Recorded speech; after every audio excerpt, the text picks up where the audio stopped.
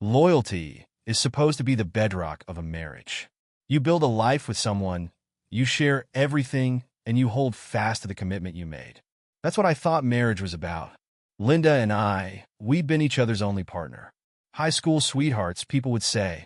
She was the woman I thought I knew like the back of my hand. Turns out, I didn't know her at all. I'm David, and I don't take betrayal lightly. I've spent the last 20 years building something solid from the ground up. I work as an RV salesman, which means I'm no stranger to long hours, hard work, and doing what it takes to put food on the table. Linda and I didn't go to college. We worked for everything we have. With some help from my mother and stepdad, we managed to save up a bit by living rent-free. And while we don't live like kings, I thought we were content. The values I was raised on, hard work, loyalty, respect, they weren't just words to me. They were the rules. And I thought we shared those values. But then came the call that changed everything. I remember that day like it was yesterday. I was home, settling in after a long day, when the phone rang. Linda wasn't back yet, so I figured she might be calling to say she'd be late. But when I picked up, it was a man's voice. David, the voice on the other end asked, a bit hesitant. This is Mark Harrison. I work with Linda. Look, I don't know how to say this, but there's something you need to know. Right then, I felt my temper prickling. What kind of nonsense was this? Mark went on to explain that he was a recent hire and didn't know Linda well, but he'd noticed something between her and one of their co-workers, Jake Morrison. He hesitated, then told me he'd overheard them making plans together for what sounded like a night out. The way he described it made my blood pressure spike, and by the time he finished, my grip on the phone was tight enough to make my knuckles white. You better not be screwing with me, Mark, I said, my voice low but hard. I could hear the unease in his voice, like he regretted calling. If this is some prank, some pathetic rumor, you're going to wish you hadn't started it. It's no joke, he stammered. I thought you had a right to know. I slammed down the phone, the anger already boiling over. For a minute, I just stood there, fists clenched. I wasn't sure what to think, if this guy was trying to pull one over on me or if he'd really seen something. I've never been one for second-guessing, and I wasn't about to start. My gut told me that something was off, and it was time to start paying attention. The marriage I'd been taking for granted wasn't looking so solid anymore. Linda came home later, same as always, acting like nothing was wrong. She smiled, kissed me on the cheek, made small talk. I could barely stand to look at her without feeling the anger stir. I didn't let on. I wanted her to think everything was normal. But inside, I was watching her every move like a hawk. I didn't like the way I was feeling, but I had a right to know if she was lying to me. I'd already been clear from day one that I wouldn't tolerate any kind of betrayal. In the days that followed, I didn't waste time second-guessing. I started noticing things that had slipped by before, things I hadn't bothered to pay attention to. Her phone was always in her pocket now, never left out on the counter like it used to be. She'd even take it with her when she left the room, checking messages that she'd quickly put away if I walked in. She was getting dressed up more, too. New clothes she claimed were for work functions, but I didn't remember her ever needing a whole new wardrobe for work. One night, I couldn't take it anymore. I leaned against the kitchen counter, crossed my arms, and asked her outright, "Who are you trying to impress with all these new clothes?" She blinked, taken off guard. "What? They're just for work, David." "All right. The work functions you're always too tired to tell me about." I shot back, watching her reaction. She brushed me off, but I didn't miss the way her face tightened, just for a split second. She was lying, or, at the very least, she was hiding something. And that was all I needed to know. From then on, I made it my mission to get to the truth. Linda could think she was pulling one over on me, but I wasn't about to be taken for a fool. This was my marriage, too, and if she was betraying it, then she'd have to answer to me. I wasn't just going to sit back and pretend nothing was wrong. I was going to find the proof, and when the time was right, she'd have nowhere to hide. Looking back, maybe part of me already knew what was going on, but I wasn't going to rest until I knew everything. I didn't waste time.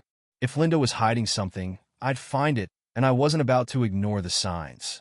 After that call from Mark, I watched her closely, not missing a single detail.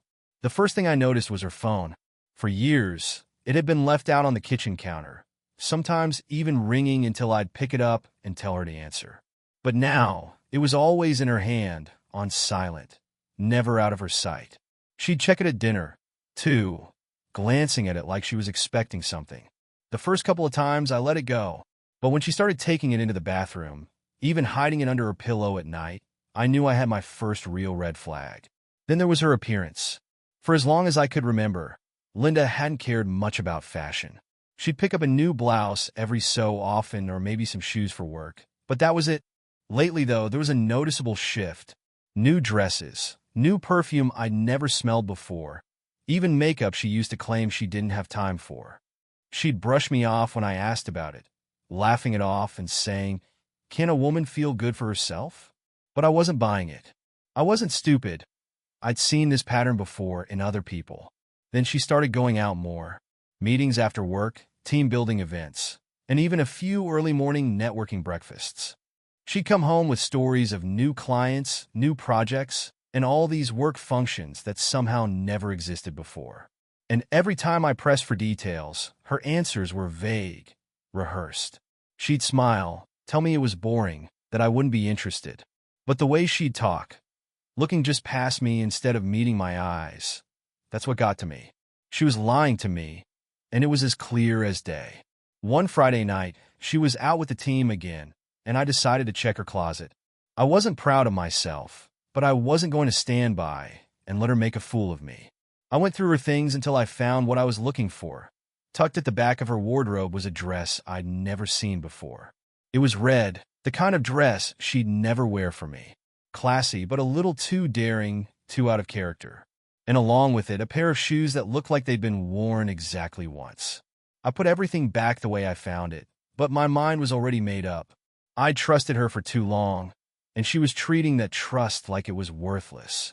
The next day, I checked her phone bill.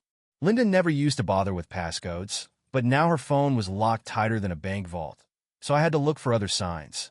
And there it was, buried in the bill. A series of late-night calls to a number I didn't recognize, repeated over and over. My chest tightened as I stared at it, knowing exactly who it probably belonged to, but needing to confirm it myself. That night, I let her think everything was normal. We had dinner, made small talk, and I even laughed at one of her stories. She'd look up every now and then, maybe wondering if I suspected anything. But I didn't give her a single reason to think I was onto her. By the time she went to bed, I could tell she thought she was safe. After she fell asleep, I took out my laptop and began searching. It didn't take long to confirm what I'd suspected. That number she'd been calling belonged to Jake Morrison. My jaw tightened as I looked at the call log, seeing every single call lined up like a row of bullets. Calls during her lunch breaks, in the evenings, and even once at 2 in the morning. I felt the anger build, but I forced it down. Losing my cool wouldn't solve anything. Not yet. The next day, she announced that she'd be working late again. She kissed me goodbye, threw on that new perfume, and left without looking back. I watched her walk out, and a thought hit me. If she was going to keep lying to my face, I'd follow her and catch her in the act. I grabbed my keys and waited a few minutes before heading out myself, giving her a bit of a head start. I drove to the office where she worked and parked in the lot across the street, waiting. It didn't take long for me to spot her leaving, laughing as she walked beside Jake, who was all too comfortable standing close to her, his hand brushing her back as they headed toward his car. The sight made my stomach churn, and my fist tightened on the steering wheel. There was no way she could talk her way out of this now. I watched as they drove off, keeping my distance, following them through traffic until they pulled into a restaurant on the other side of town. I parked a few spaces away, watching as they got out and walked into the place like they didn't have a care in the world. She was smiling, laughing in a way I hadn't seen in years. Seeing her like that, with him, only made my resolve grow stronger. I'd get all the proof I needed, and she'd have no way of denying it. They were inside for over an hour, and by the time they left, I was already planning my next move. This wasn't over, not by a long shot. The following day, I didn't waste any time. I wasn't interested in second-guessing myself or letting her think she'd gotten away with this. I'd seen enough to know that Linda wasn't the woman I thought she was, but I needed more. I wanted to make sure that when I confronted her, she'd have nowhere to run, nowhere to hide, and no more lies to tell. So I waited for my chance to get my hands on her phone. Linda left it in the kitchen that morning while she stepped out to take a call on the back porch. It was like the universe was handing me exactly what I needed. Her passcode was easy to crack. She probably never expected I'd even try. But she'd underestimated me. I'd already waited long enough. The moment I unlocked her phone, I was hit with the reality of what was happening. Text after text between her and Jake, each one worse than the last. They talked about plans for dinners, hotel stays, and little inside jokes that only people who spent too much time together would share. My hands tightened around her phone as I read each line, each word, burning them into my mind. They'd been meeting up at hotels, talking about their time together like it was some sort of grand secret. She'd lied to me, looked me in the eyes, and pretended nothing was wrong, all while sneaking around like I was some fool. I didn't just feel anger. It was something colder, something sharper. I read every single message, looking for anything she might try to use to weasel her way out. I took screenshots, sent them to myself, and saved the text to make sure I had every piece of evidence I'd need.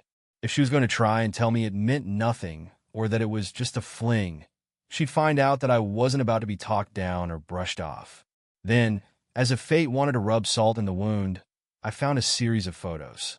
She'd sent him selfies, nothing scandalous, but they were pictures she'd never shown me. Smiling, laughing, looking happier than she'd been in years. Each one hit like a punch to the gut. Here I was busting my back to make a life for us, and she was out there playing house with someone else. I could barely stomach it, but I saved those photos too, knowing that they'd come in handy soon enough. Just as I was finishing up, I heard the door to the porch swing open. I locked the phone, set it down, and walked away, keeping my expression neutral. Linda stepped in, glancing at her phone, but she didn't notice a thing. She looked at me and smiled, oblivious to the fact that her perfect little secret was falling apart, piece by piece. That afternoon, I decided to reach out to a mutual friend, Jerry, a guy I'd known since high school. He'd always been good at keeping his ear to the ground, and I had a feeling he might know more than he was letting on. Jerry didn't disappoint. When I mentioned Linda's name and Jake's, his tone shifted, and he admitted that he'd seen them out together more than once. They weren't exactly being subtle, he said, showing up in public like they had nothing to hide. Why didn't you tell me? I asked, my voice cold. I thought you knew, he said, sounding almost embarrassed. Didn't think it was my place to get involved. Well, I'm damn well involved now, I told him, keeping my voice low. If you see them together again, let me know, and don't say a word to anyone else. Understood, Jerry replied, and I knew he'd keep his word. Armed with everything I needed, I waited for one final confirmation. I didn't have to wait long. 2 nights later, Linda was working late again, and I decided it was time to follow her one last time. I parked across from her office, waiting as I watched the lights go out. And right on schedule, there she was, stepping out with Jake beside her, laughing like they were on some first date. I felt my fists clench, but I stayed where I was, letting them think they were safe. They drove off together, and I followed, watching as they made their way to a hotel just outside of town. The two of them slipped inside, and I sat in the parking lot, my mind racing. There was no going back after this. The proof was there, and soon she'd be back at home, looking me in the eye with that same fake smile, acting like she hadn't just spent the night with another man. But she wouldn't get the chance. I sat there, letting the reality of it all sink in. Linda had made her choice. She decided that whatever she thought she was getting from Jake was worth more than the life we'd built, worth more than my loyalty. And that's when it hit me. If she was willing to throw everything away, then I was going to make sure she knew exactly what that would cost. I drove home, replaying the night's events in my head. I was done being the patient husband, the guy who worked hard and played fair. She'd crossed the line, and from here on out, I wasn't playing nice anymore.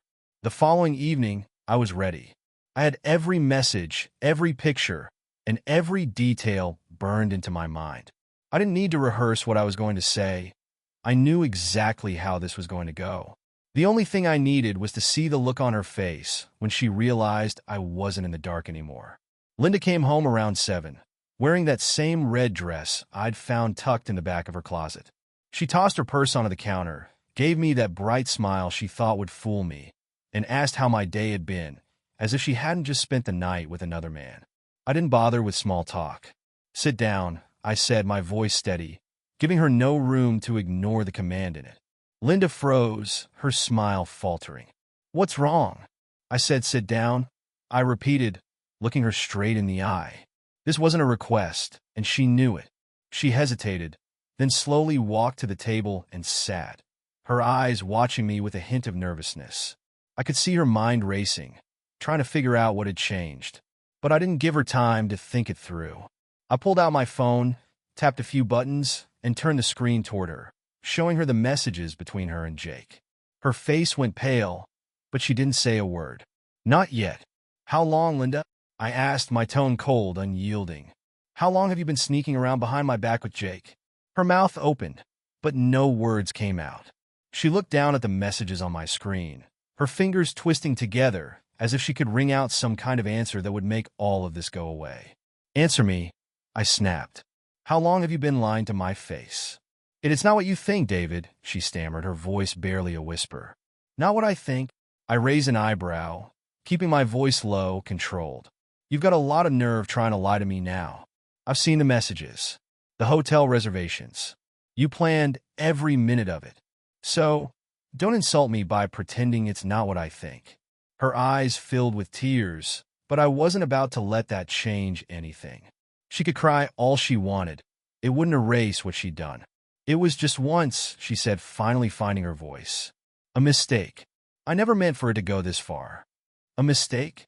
I echoed, leaning forward, my eyes locked on hers. "A mistake is something that happens once. You went out of your way to plan this. To lie. To cover your tracks. Don't try to minimize it." Linda shook her head, her hands trembling. "David, please listen to me. I felt like we were drifting apart, like you didn't see me anymore. Jake, you made me feel special." "Oh, so this is my fault now, is it?" I asked, my tone as cold as ice. "I worked my ass off to build this life, to give us a future, and you decide I'm not seeing you, so you run to someone else to feel special?" She looked down, her silence confirming every suspicion I'd had. I waited, giving her one last chance to dig herself even deeper. She didn't disappoint. "I'm sorry," she whispered, her voice thick with the kind of regret that only appears when someone's finally caught. "I didn't want to hurt you." "Well, you did," I replied, my voice flat. "You didn't think about anyone but yourself. You took what we had and threw it away for a little thrill. So don't sit here and pretend you were lost or lonely. I don't want to hear excuses." The room fell silent, her face contorted with a mix of shame and fear. I leaned back, letting the weight of my words settle over her. I wasn't done yet, not even close. "Here's what's going to happen," I said, my voice steady, unyielding. "I'm filing for divorce, and you're going to pack up your things and leave. Tonight." "David, please," she pleaded, her voice breaking. Can't we try to work through this? We've built so much together. Don't throw it all away." "No, Linda," I said, my voice hard. "You threw it away the moment you decided I wasn't enough. You had your fun, and now you can live with the consequences." Tears streamed down her face as she looked up at me, desperation plain in her eyes. "I'll go to counseling, David. I'll do whatever it takes. Please, we can fix this." I shook my head. "There's nothing left to fix. You made your choice, and now I'm making mine." I stood up, not giving her another chance to try to soften me. "Pack your things. I don't want to look at you for another minute." She sat there, frozen, as if she couldn't believe what was happening. I turned and walked to the door, giving her a clear signal that the conversation was over. I heard her stand, her footsteps soft as she moved to the bedroom, and a few minutes later, the sound of drawers opening and closing. It didn't take her long to gather her things. When she reappeared with a single suitcase in hand, her face was blotchy from crying, her expression a mixture of regret and resignation. "David," she said, her voice choked. I'm so sorry." I didn't respond. I just opened the door, motioning for her to leave. She stood there for a moment, like she was hoping I'd change my mind, hoping for some sign that I'd soften. But I just waited, silent, watching as she finally stepped outside, her head hanging in defeat. As the door clicked shut, a sense of cold satisfaction settled over me. She thought she could betray me, walk all over the life we'd built together, and get away with it. But she was wrong. And as far as I was concerned, this was only the beginning. I didn't waste a second. Once Linda was gone, it was time to start the real work. She thought she could betray me, humiliate me, and just walk away with no consequences. Well, that wasn't happening. I wasn't the kind of man who let something like this slide. She'd crossed the line, and now I was going to make sure she felt it everywhere. In her life, her career, and in the people who used to trust her. The first thing I did was make the call. Linda wasn't going to be getting off easy. I contacted my lawyer, a guy I'd known for years, and laid out every single detail of her betrayal. He didn't even need to hear it all. The anger in my voice told him everything he needed to know. He agreed immediately. He would work fast. Divorce proceedings would begin that week. No dirás.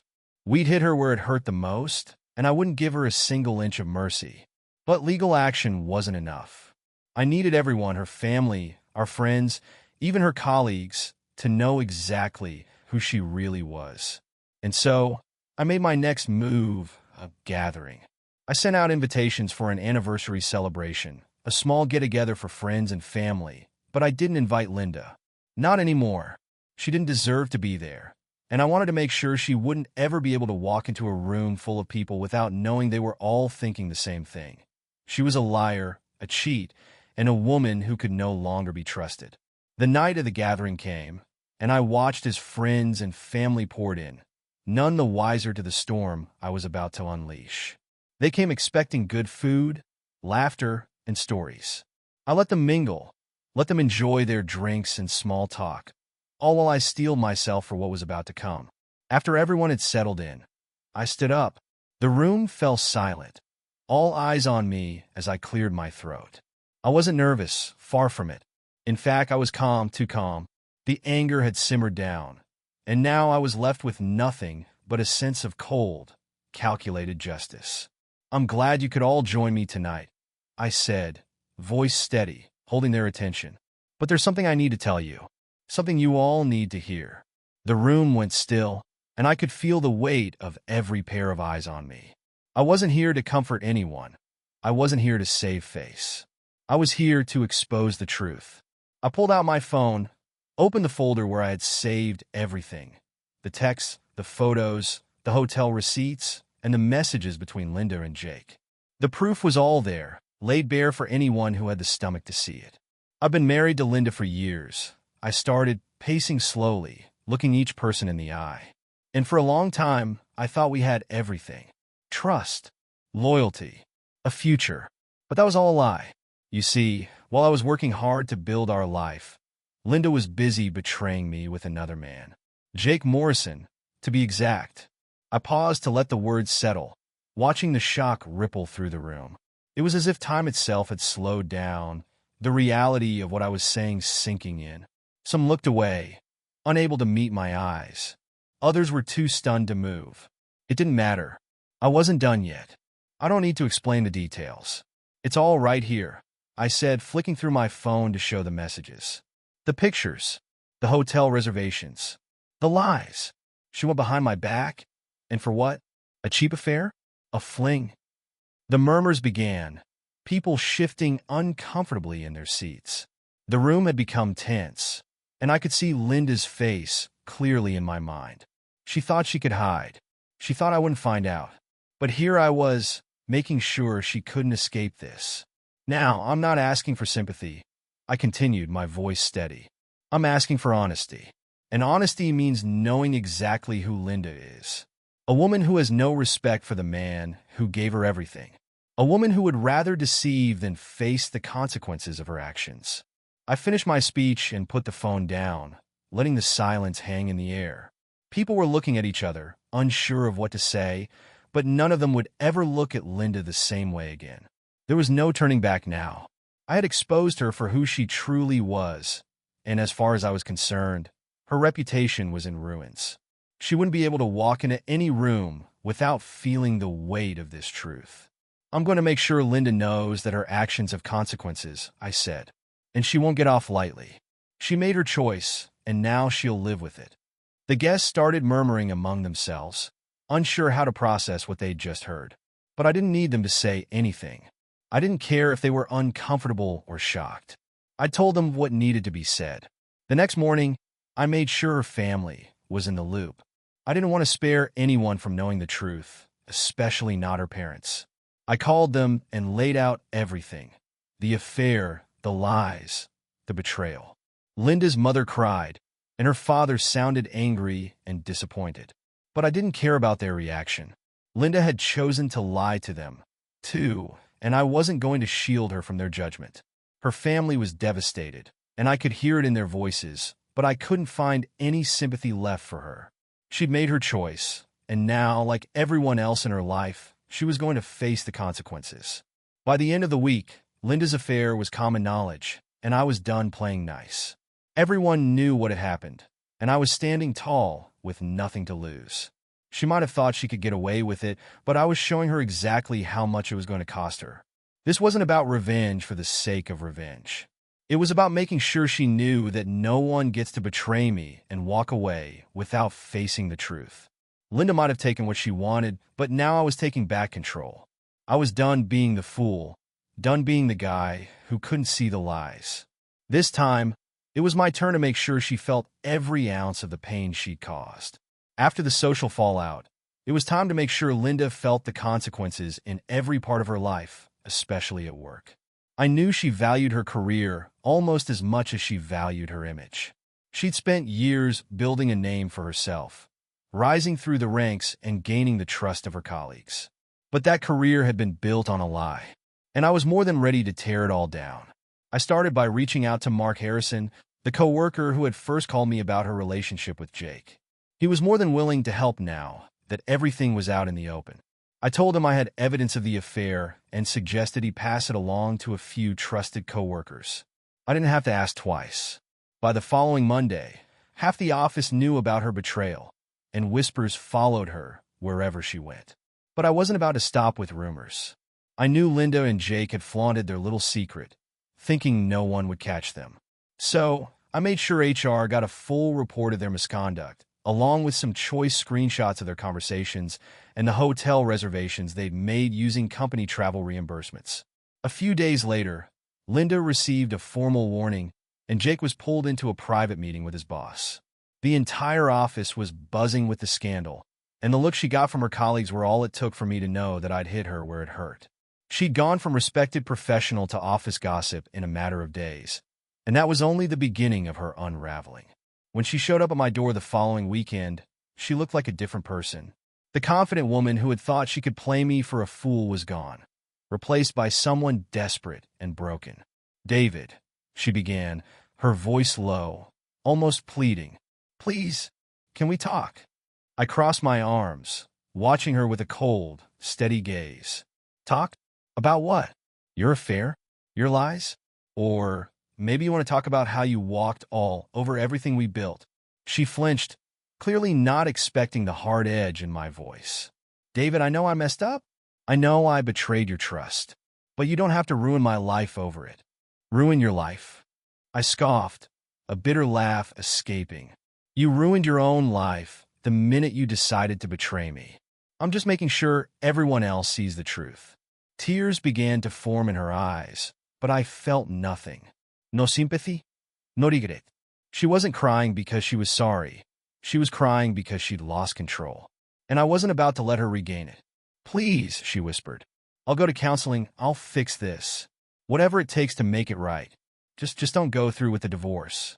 I shook my head, letting the silence stretch out, watching her squirm. "You don't get to decide how this ends, Linda. You lost that right the moment you decided I wasn't enough. And trust me, the divorce is happening whether you like it or not."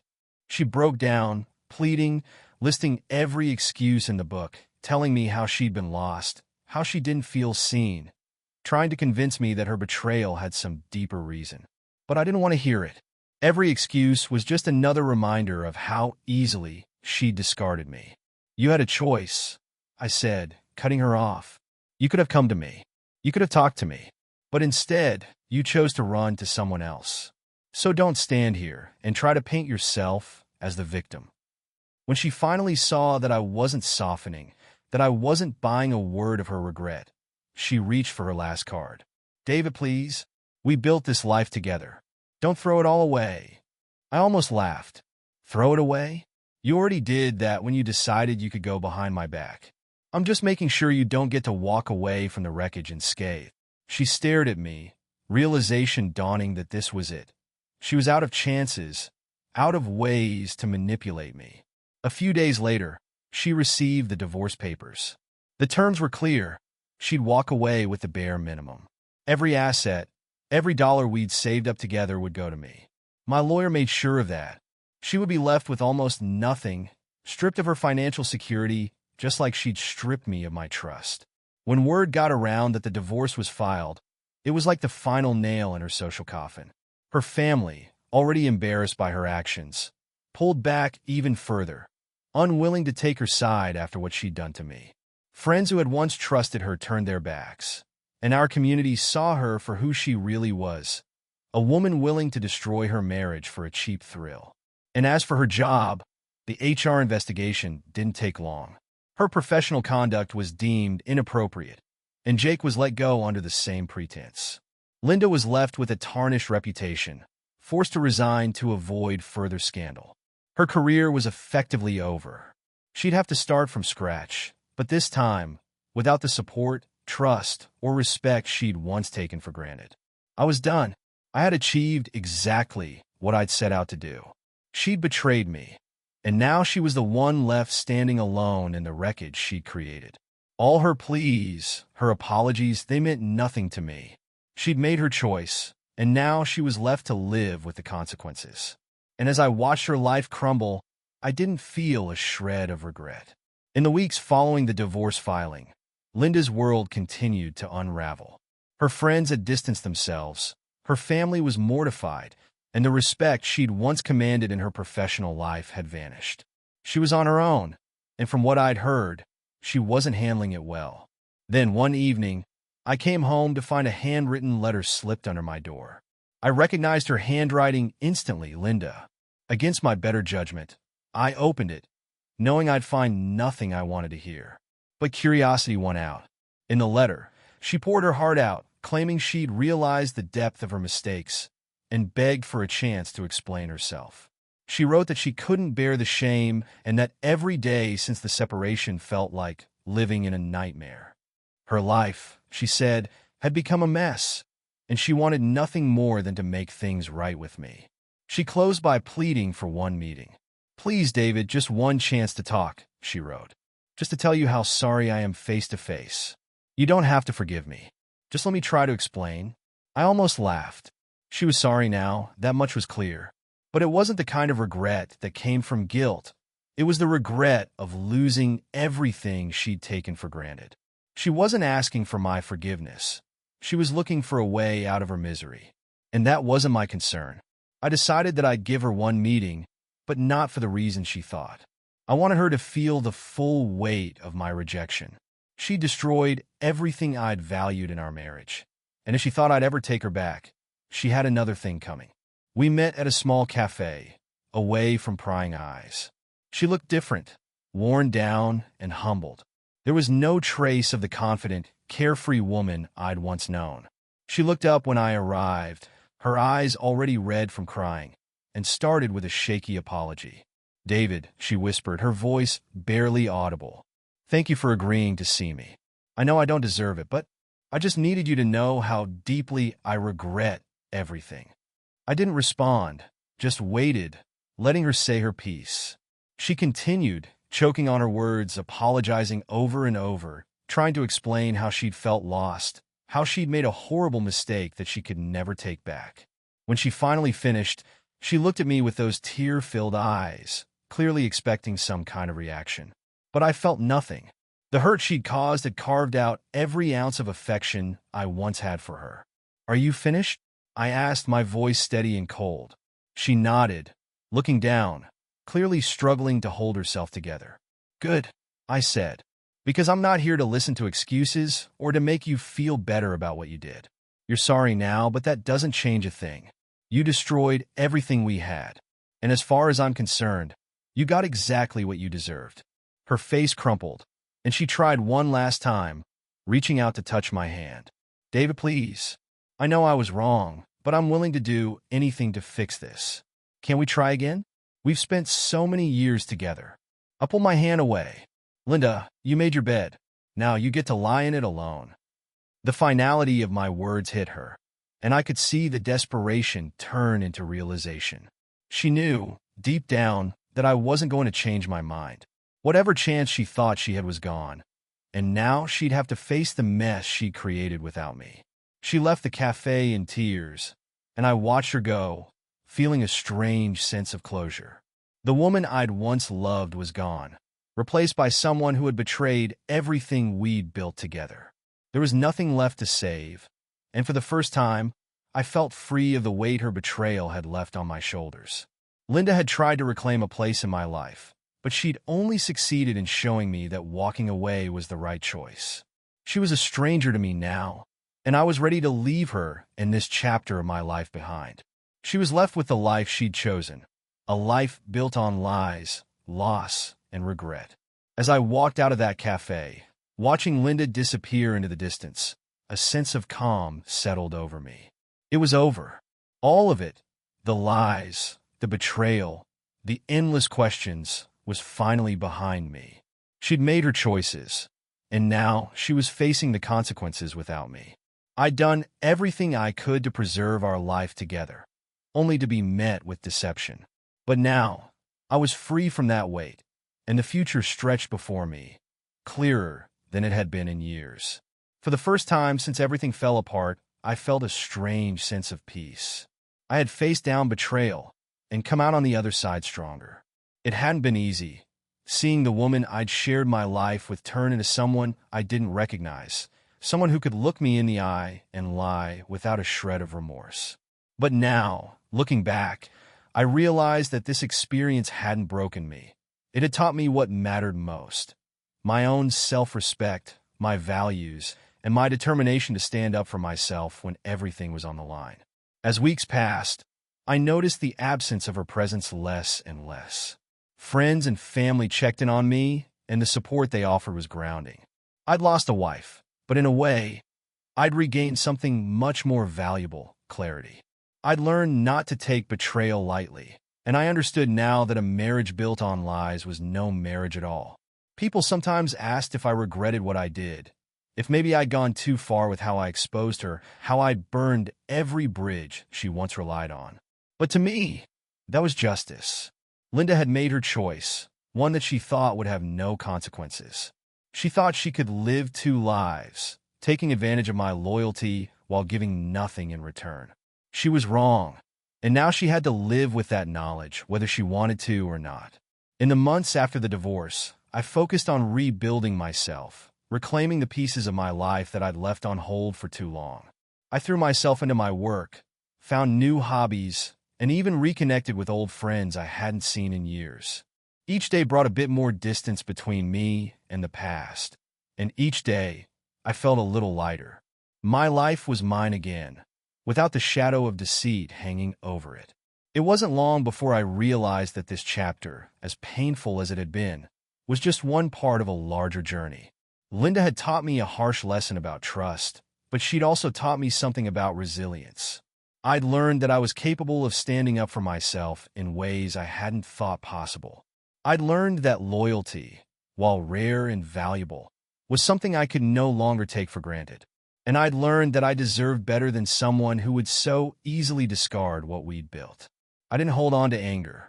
Anger had been useful when I needed to act, to dismantle the lies and protect myself from further betrayal. But now, anger had no place in my life. I wasn't interested in carrying bitterness or resentment with me into the future.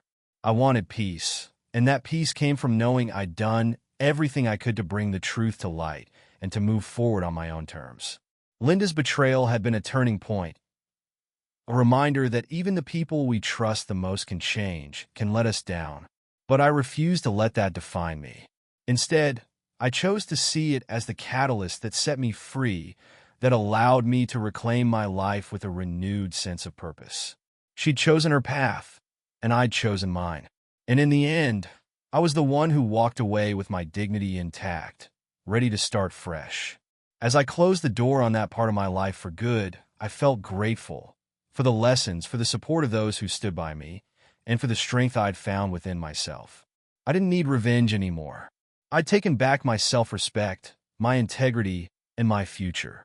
And that, in the end, was all the closure I needed.